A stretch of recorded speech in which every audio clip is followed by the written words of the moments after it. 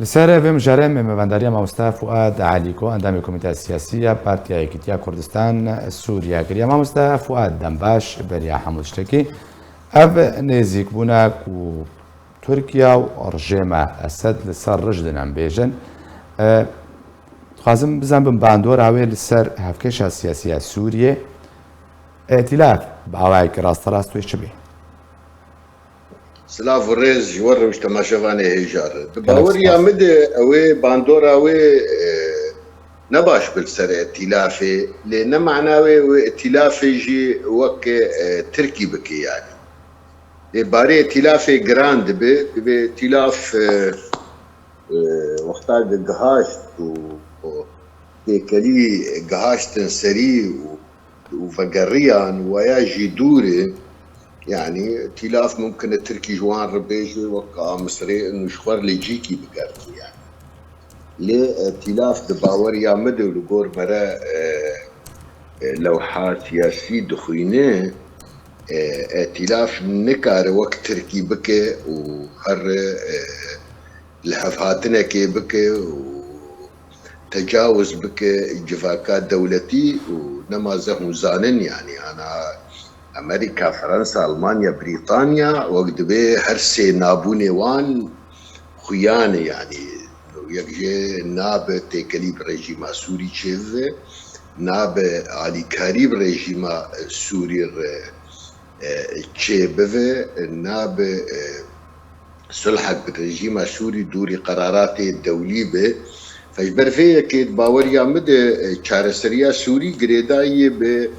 بالهفهاتنا كالدولي وتيبت اف دولتانا وروسيا ودولة عربي وقشتي دبن جبر فيه كيد شارسريا سياسية ويتنبه لي وبلكي تركي جي نجهي ويواري زيدا قاوي خباوي بيج رازيبونا امريكا وان هندزانن يعني امارات جي افكار كر واردن جي افكار كر وتاليه تشتك تشينبو فاوي جي وكوان بينك تيكليه خوش ما مستفاد ازقيه جوان ربكه باشا ما مستفاد خازم بقرم تقوكو باري ائتلافه ويجرام بلي ائتلافه تركيا ناك يعني مقال بيدم كارن بيجن مساري اسيتانا نب رازي بنا ائتلافي بوله داويجي ائتلاف لو دي اماده بو يعني ائتلاف اگر وقت تركيا نكي ويتشبكي تشب جاردل بيشاوينا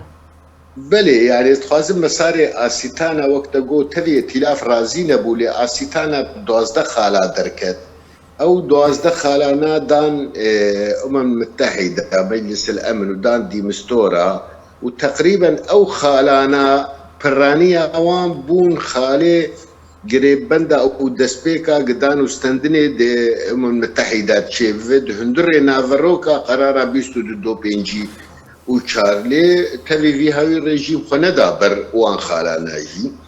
فروسيا وتركي وإيران نكارن شارسرية سجريكا سوريا ببينن ويا دوي مرة خوش زانبه ائتلاف وقتا جهاشت وي قوناغي اوي ممكن التركي جوار ربيجي جي خو بقهرن ما وسوريا مقاشتنا تشنا بهفدورة از نكارم راهي جنبالي وبالتالي اوي دولتنا هبن ائتلاف ربيجن كرمكن ورن جماعة امي كاربن راهي جنبالي وجبر باري ائتلافي نما او باري مزني يعني تيك است بيزانم مهير ربك مليون دولار دي يعني بمعنى افجي قطرية دا يعني بمعنى هر شهر مها مليون دولار يعني سالي 3 مليون دولار كي جا دولة كارب في باري رابي يعني السعودية كارب يرابو فرنسا يرابو ألمانيا يرابو بمعنى ائتلاف اوي تيكا روشك خراب دفي واريد اللي اوي قبول نكي شارسريك سياسي جبر او ملتي قرابو بشورشا سوري وهندبينن لهريما ايرو دناف لبيوانده بشقا عاجزبون شيبويه جتيكليا تركي علما تيكليا تركي وقت برجوندية دولتك شخوردك برابك بس او برجونديانا تركي نكاره فرض بك سر ائتلافي به والله هون يجي وقت ما بيكونوا دفي هون ولو بكن او تشينا بدفي قناغي باوريا باشا ما مستفاد خوازم گوتە کە تێبەلاوکردن بژێ هەفتەم و تورکیا و ڕژێمە ئەسەد جوینێنە بێژن هوەری فەنی سەربازی ئەنجامدن ئامادەکاریان ji بۆی جوینێن سەراستا وەزاری دەکەن هێلەکەیەک و هەوڵ دەدێ ئەتیلاف و ڕژێمە ئەسەد جی پەورە بجوێن تێچاوە کۆمنتاتە ئەنگۆشتڕواتە سەرویچە دباوري عمد ائتلاف الرجيم أسد ناجفن إلا دريا جنيفر وتركي جي فيا زانه وتأكيد ديك جي دانو استندني خد بروسار وبرجيم تأكيد ديك السرفيا انو شار سيدي دريا جنيفر ريو دريا بريارات دولي دي وكسك روسيا جي نكاري بيجي بريارات دولي نما جي شار سريه جبر زانن أفي طرف دن هيلا دن أمريكا هناك دولتي عربية ألمانيا فرنسا بريطانيا قبولنا كن شارع سري دريا أسيتانا تشيف أو دريا تركي وإيران وروسيا تشيف جبر فيك أو قش تأكيد دكن إنه شارع سري بس بلكي تشتاق تركي بك بريجيم سوري رد باور يا مدى وين نزيدي تيكليه اردن بالرجيم سوري او امارات بالرجيم سوري يعني اوي كارب تيكليه خوش بكم بوي الرجيم اللي اوي نجهه اوارتا او دريه تجاري والبروان فكري به وافاكرنا كي بكن وجبر افايا اجا جريداي بعقوبات امريكي فوقتها عقوبات امريكي رانبن تركي نمستعد خوتي خبن قانون قيصر وبتيكليه بالرجيم سوريا باشا ما مستفاد بدر يعني هنا امريكا بزلالي تجبريا خبه بقراندنا بيونديام رجيم اسد رد دقيقه كرن تركيا هفدمكو امريكا بالد لدوانان ديوتا كاز دكير سري رجل السر درخصنا جفينا الرجيم اسد يعني دوردا ام كارم بيجن تركيا حتى شراده كي بين زيكون استغلال كان وەکو کارتە ئەفشاری لە دژی ئەمریکا بکارتێنێت تاکو ئەو تشتێت خوازێر سووریتە بجی بکەیت بەێ ئەڤایاش منێ گۆتبا باش بووتە ئەف پرسکر یعنی ئارماجا ترکیش vêya gişî karibe wek kaxeteke xurt bi li destê wê de li ser Amerîka geçir Amerîka piyê ve nake di herêma Rojava de Rojhilat de û derbasna bi ser 32 kilometra Türkiye veya Amerika dixwaziwe Amerika veya dibina fe ev karê gid be Tirkiyedeki çi bi İranê çi wa İran jî ket ser xetê û çi bi Rûsya re kaxeteke lê divê em zanibin têkiliye Amerika bi Tirkiye re û Tirkiye bi Amerika re tûcarî nagihê dereca gel hev bikeve ber dewletek têkiliye wan heftê salê Tirkiye mesîrê wê bi girêdayî bi xerbêr re فاف كاغتانا تركي بيكتيني عسى جهنكي موقف امريكيه نرم بكي كاربه تشنا بيك بيني او دانو استندم بردوامي يعني وقام اقدارن جرجا تشاوش اوغلو تشو واشنطن لجاني واني فني كاردكن تشارسريه كي ببينن كاربن وقت بي او مترسية أمنية تركي بهلانين فأوجي نرين حيان هاي جودانة أمريكا برنجكي ليد نر تركي برنجكي دليد نر أمريكا نرق إنه هريما الرجالات عرب وكرد ومسيحي جيش كاربن إدارات إنه آفا بكن أو هريمايا وكلشكرني عربي تركي جوان رازي بين وي هرمي تشيك بكن وتيكليه وي هرم الرجالات وتركي بهفدور خوش بفن لي تركي ويا نابين دبي حياه بككل وربه از باور نابن بفان تشتانا للجمع بككل دجمني منه بككل دجمني تيجي باشا ما مستفاد فيدر يعني او برستي هولي اگر امريكا با هەوڵات دێ تورکیا ڕازی بکێت تورکیا ڕازی نابێ تورکیا ڕژ دەرسەر نزیک بوونێ بە ڕژێمێرەوە ئەمریکاش دەمان دەمێ دەرسەر هەڵوێستا خۆڕژدا سیناریۆ پێشبینی کردیە ئەv نزیکبوونە نابەرە تورکیا و ڕژێمە ئاسەدەوەی حتا داوی بەردەوام بکێ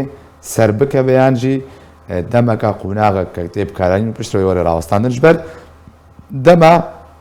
راپۆرتا قەدەغەکردنا تاریخستنا قەدەغەکردنا چەکن کیماوی دەرکەوت تێدا لەسەر ڕژێمە ئاسەد هاتە بەڵگەکردن و کیماوی نەبەستەنێ جارێکی کارانیە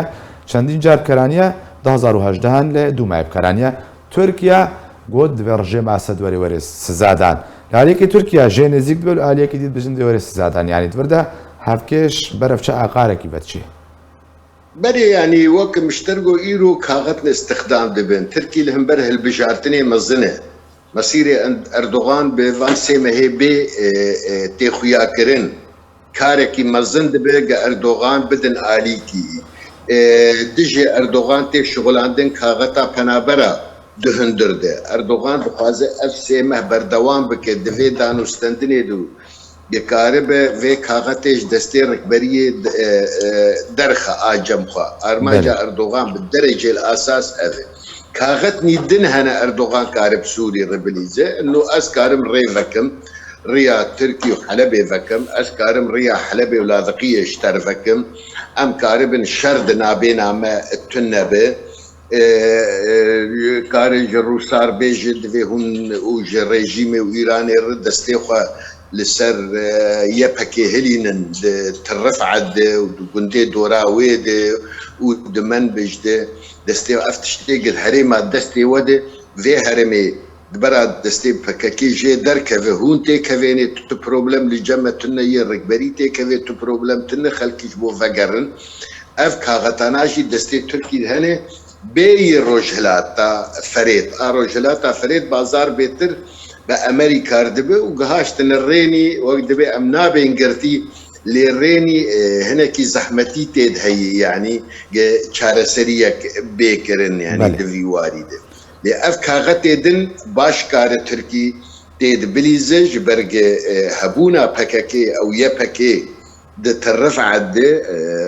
نقص دي تيدي أفد بن باراستنا إيرانيا والروسا والرجيم دي هبونا وان الشيخ مقصود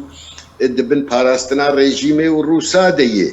فاف هریمانا ترکی کار باش بازارا پیر بکه مقابل ترکی کار ریج وان رزق حلبه لاذقیه و برا شرد نابینا متنبه وما کار بکنج بور قرارات دولي يعني ايرو تشتيق ممكن بيكرن افاياي زيدي في هاوي او تشتكي بكينا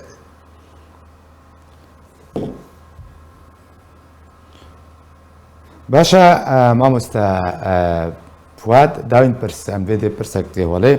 ئەگەر هەیەک و ڕژێمە ئاسەد یارمەتیەک بێن ڕۆڵێکە بینێت هەڤهاتنی دەلگەل ئۆپۆزیسیۆنی بنا هەگەر ئەو ئیرادە لە جەموان چێ ببێ ئەو ئیرادە ئەسەد نکار بێ ئیرانی و ڕووسا بکن معناوێ ئیران و ڕووسەوەی دەختێ ڕێژیمێ بکن گە ئەو ئۆپۆزیسیۆن هەڤهاتنەکێ بکن وەختا گە ئەو دەری هات ڤەکردن ئەوێ بشینن دوو نونەرێ ئەمم متحیدە ئەوێ بشینن دوویە ئەوێ بێ دۆزا کۆنگرێ جنێف بکە و ڕێژیم ئامادەیە گەسەر خالنا بە هەفتوور بکەن یانی ئەوێ دناف خودێ وێش تشنا دەینن و بگهێنەیە ممکنە ئەو تورکی و ئیران بگێنێ لێ ئەو تشتانە ئەوێ بسپێرن ئەمەل متحیدا بکەن ئەنو ئەف تشتێکە گەهاشتنێ ئەمەل متحیدا باشە مامۆستا فواد یانی ئەگەر هەیەک و فشار وەرێکردن وەکوکو ژمارەیەک کەم بێژن کەسێن ئۆپۆزیسیۆنێ سووری یەک جواناکێک کەمال لە بوانی بژن ئەگەر هەیە فشار لە ئەتیلاف وەرێکردن ئەو ڕژێمە ئاسەد لە وەرن ڕۆڵێک وەرێ دیتن و لە هەفکردن چ بێ لگور يعني ام نزيكي ائتلافنا اف قوتن جيخوا نابينه التلاف حيا انها خو ارزان نكريه وموقفك نرد في وارد نستندي ودباور يا مدى النكار بستينه يعني بالا خو بدي داخيانيه وان حتى ام بيجن اخوان اخوان مسلمين نزيكي بيتر تركينه دو بير داخياني دركت ونون سروك خو بهرتن داخياني وان تو تشتكي برجعف نادن اوي دفجة ركبرية بردن اوي بشكي دفجة ركبرية برد وكا تركي بك وهر جم ريجيمي باور يا مدى حتى انها تأردي دوي واردة التنية يعني كسك النويرة دبن لاقاتي امريكا واوروبا دي كارثريه كي بريجيما سوري بكن جبر او يجي بفن بشك بين شوتاندن بالشوتاندن ريجيما سوري سپاس فكارثري جنيف نلتدريد سپاس جوی مامۆستا فواد علی گواندامێ کۆمیتە سیاسی پارتیایەکی تیا کوردستان سووریا کوتم ڕەوی گەلک سپاس